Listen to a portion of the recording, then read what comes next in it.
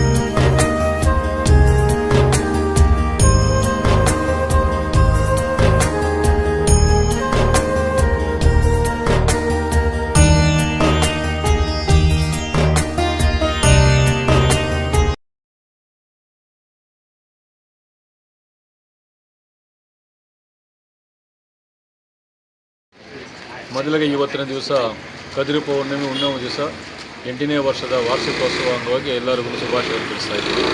ಪ್ರತಿ ವರ್ಷವೂ ನಾವು ಲಕ್ಷ್ಮೀ ನರಸಿಂಹಸ್ವಾಮಿ ವಾರ್ಷಿಕೋತ್ಸವನ ಕದಿರಿ ಮತ್ತು ಗುಮ್ಲಾಪುರ ಹೊಸೂರು ಒಂದೇ ಸಮಯದಲ್ಲಿ ಮಾಡ್ತಾ ಇದ್ದೀವಿ.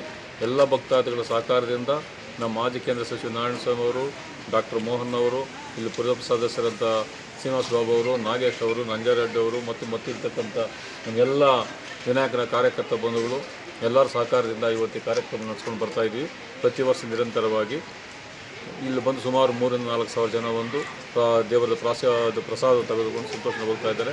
ಅದು ಬಂದು ಪ್ರಸಾದ ತೆಗೆದು ನಮಗೂ ತುಂಬ ಸಂತೋಷ ಆಗ್ತದೆ. ಅವ್ರಿಗೆ ಆಯುಷ್, ಆರೋಗ್ಯ, ಐಶ್ವರ್ಯ ಭಗವಂತನ ಕೊಡಲಿ ಅಂತ ಈ ಸಮಯದಲ್ಲಿ ಪ್ರಾರ್ಥನೆ ಮಾಡ್ಕೊತಾ ಇದ್ದೀವಿ. ಧನ್ಯವಾದಗಳು.